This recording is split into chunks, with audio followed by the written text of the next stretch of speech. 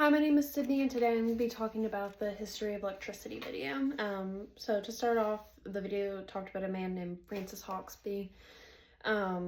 He was friends with, or not friends with, like colleagues with Isaac Newton, and Isaac Newton recommended him for a position to do experiments or whatever. And he was constantly trying to impress his superiors and Isaac Newton. So one of the experiments he did to impress all these people was the Hauksbee machine.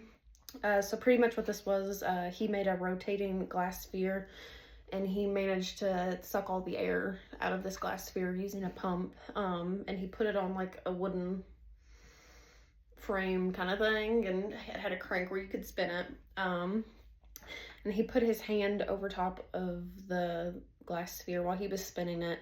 And when he did this, like blue electricity or like blue electrical current appeared in the glass sphere. And people were really like amazed when he did this, because first of all, people had never seen anything like this before.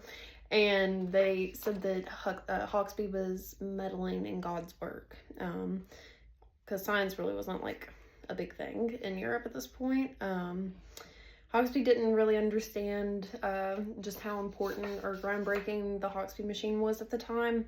So he continued to do many more experiments for Newton and attempts to impress him. This also happened around the period of Enlightenment. So people were finally starting to let reason govern their decisions and the way they like analyze the world rather than religion. I thought a funny thing that the video mentioned too was that people were using the Hauksbee machine to do magic tricks at dinner parties. I just thought that was funny. The next person I'm going to be talking about is a man named Stephen Gray.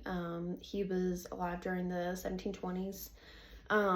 He was a silk dyer, and he was really interested in electricity due to his work with silk. He used to see like electrical charges like with the silk, and he like wanted to figure out more about that.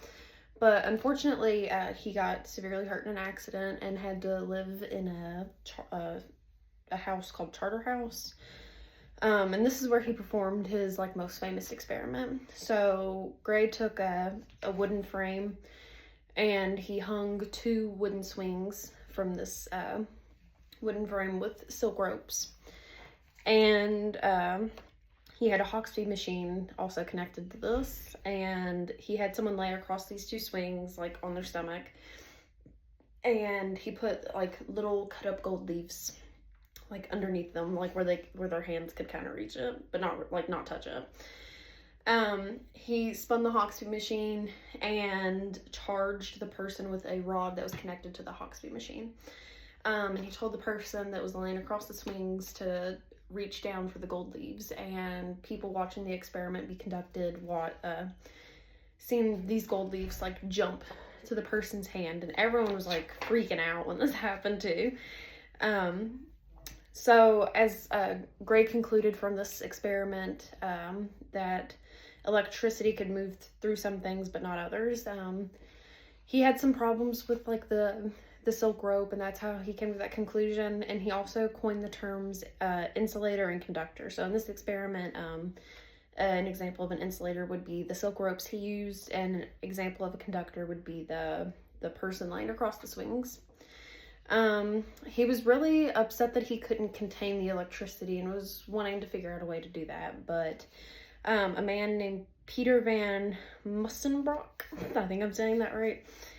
He was from Holland. He was the one that figured out how to contain electricity.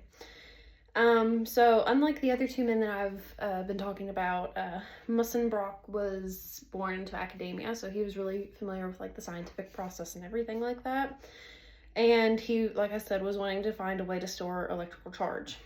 So his experiment, he took a glass jar and put some water in it. And then he also put a conducting wire inside, and that was connected to a Hauksbee machine.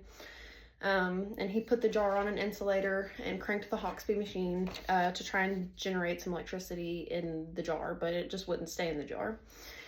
And one day on accident, when he was doing this experiment, he forgot to put the jar on the insulator and charged it while it was in his hand. And he touched the top of the jar on accident and got a really severe electrical shock. And he said it almost knocked him to the ground.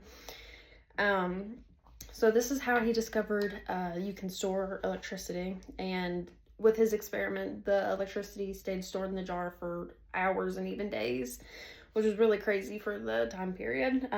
So this jar experiment was later coined the Leyden jar, and people went insane for this. It spread like wildfire across the globe, specifically to Asia and the Americas. But yeah, these are just a couple of the electrical achievements by scientists in the past. And yeah, thank you.